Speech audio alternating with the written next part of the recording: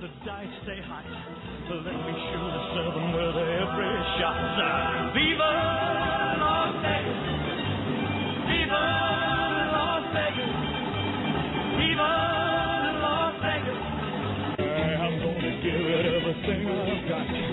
Lady luck, please let the Welcome to Vegas Talk Radio, the internet radio show about the news, people, entertainment, opportunities, and events in the best resort and vacation destination and fastest growing city in America, Las Vegas, Nevada. If it's worth your time and money, you'll hear about it here. And now, here's your host, Charlie Bass.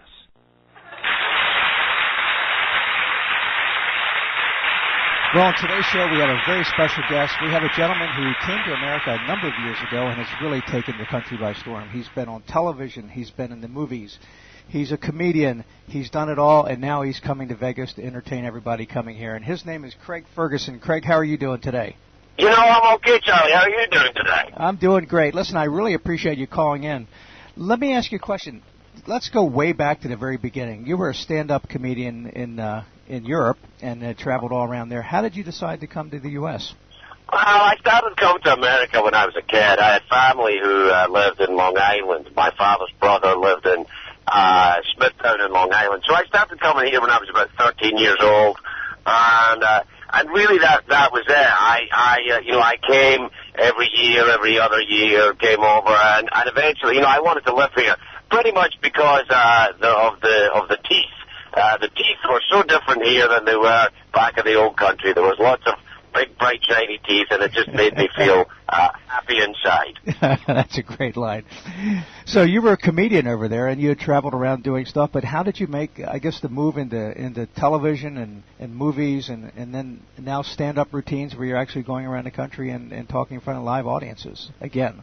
Well, what I did was I did stand-up for a long time, and then when I started, I did the Drew Carey show. And I got that job basically from doing stand-up. I did the Drew Carey show as the English boss on that show for years and years, like 8 years. And then when I started doing this talk show again, I didn't do stand-up during that time. And when I started doing the talk show again, I kind of got in the kind of feel for doing stand-up. I wanted to do it again because the monologue I do at the start of the show is about 10 minutes long, and I can't cuss, and I have to be careful not to offend the sponsors. But when it's a live show, it's a completely different thing. I can cuss and not care about anybody, which is much more like who I am in real life. I hear you.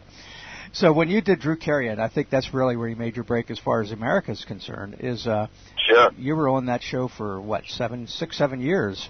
Yeah, well, it was a while. It certainly was. How was it working with Drew? I understand he's just an absolute hysterical guy to work with and just a wonderful person, too.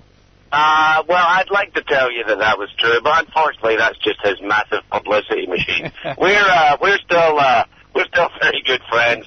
But he's a miserable man that never laughs.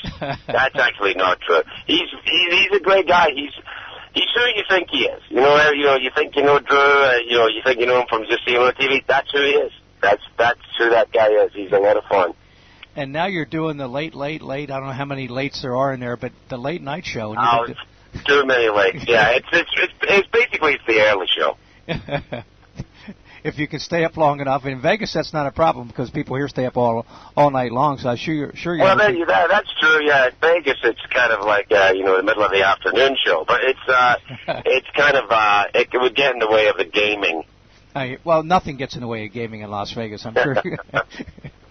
But tell me about that show. How did you land that, and what kinds of stuff do you do on that show? Well, it's a show which I had been asked to guest host the show when the previous host was leaving. And a bunch of people tried out to do the show, and it was like American Idol. I won it. I'm the Kelly Clarkson of late night television. And then what happened was that over a period of time I've been doing the show, and I've been doing it about 3 years now. I kind of ended up making it my own. I do a monologue, I do some sketches, I talk to some guests. It's all been done in late night before, but I do my own kind of version of that. Now, do you have any say in your guests and who you bring on the show and what you talk about, or is that pretty well scripted for you? No. I can stop them coming. I go into the booking room every now and again and see a name up on the wall as a guest is scheduled, and I'm like, nah, I don't really want to talk to that person. So yeah, I have the power of veto, which is, I guess, presidential power. So I have the power of veto, but that's about it. Well, the nice thing now, how long have you been doing this show? I mean, that's quite a grind, I understand, doing 5 nights a week on television. Yeah, it's a job, all right. About 3 years now. Now, does that give you much time to travel and do stand up, or do you just pick your places and times and come out for long weekends, that type of thing? Well, that's pretty much how I do it. I come out for the long weekends, and I go around the country doing stand-up, which is, it's a lot of fun for me. Anybody, and I'm sure you talk to a lot of stand-ups in your own career, once stand-up's in your blood, that's it. It's there. You have to keep going. It's not like, I used to say it was like crack, but that's not really true, because they have rehab for crack. That's right. But they don't have rehab for stand-up. Once you do it, you got to keep doing it. Now, let's talk about your show you're going to be doing in Vegas. Is there a lot of audience participation, and what kind of subject matters do you actually talk about? Well, there's not really much audience participation. It's not Gallagher or anything. I don't smash any watermelons. Although, now that I think of it, maybe that's something I should do. No, it's basically a long, rambling, shaggy dog story. It's a stand-up, basically explaining how I got from where I started to where I am now, and the adventures I had along the way. But I don't script it in any real way. It's a stand-up. So in order to keep it interesting for me, I kind of improvise around the format every night, to be honest. Now, do you try to bring in current events and things that are going on, or is it mostly some of the fun stuff you've done during your career? No, fun stuff. The kind of whatever's going on in my mind that night, that's what's in the show, for sure. That's got to be a lot of fun. I mean, just to get up in front of a group of people and talk about anything you want to talk about any way you want. It certainly passes the time. It fills your day. Yeah, no, I love it. I love doing it. It's just a kind of, I don't know what it is. Once you do it, you always have to do it. Now, you've been doing this for so long. If you were to really identify what is the favorite moment you had in performing, and it was funny or sad or whatever, what was that event, and how did that come about? Oh no, I could never choose a favorite. I'm like a doctor. I would never reveal my it's a Hippocratic oath. I don't know. It depends on any given day and whenever you ask you. I mean, it can be meeting a certain guest, or it's like saying to someone the greatest moment of your life. Once you said, oh well, the day my kid was born, obviously. Then after that, they all kind of like pop into different areas.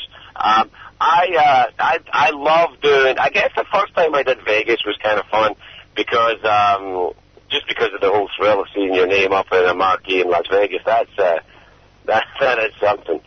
Now, when was the first time you played in Vegas? About how long was it? Actually, it was about a couple of years ago at the Tropicana was my first Vegas gig. I did the Trop, and then I moved to the Orleans. Now, do you try to come back, periodically, like once or twice a year? It's so close to L.A., I assume. Yeah. No, I'm in Vegas at least a couple of times a year. I think probably next year we'll start upping the ante on that, making it a little more, because I enjoy doing it. And you're right, it's close to L.A., so I can play to, American audiences from all around the country without actually traveling all around the country to get to them. And people come to Vegas so I can reach the audience there. Yeah, that makes perfect sense. Now, did you relocate your whole family and everything into L.A., I assume, a number of years ago? But how do you like living in America versus living in Europe? Well, I've been here so long that you can hardly tell the difference now. I've been here for 13 years, and when I came over, it was just me. So anybody that I hang out with, I met here. I have friends from the old country who visit from time to time, and but basically, I landed here on my own in '95. So you've been here for quite a while now. Yeah. Now, do you like living in L.A., and have you been in L.A.? Well, L.A. is useful for me because it's kind of, I love America, and L.A. is close enough to America for me to not have to bother with a long commute. I mean, L.A. is not really America. It's a completely different thing on its own. It's kind of like Diet America or, America Light or something, but it's close enough. Now, do you get back to Europe? Do you ever go back and perform or visit? I assume visit family and friends and that type of thing. I'm sure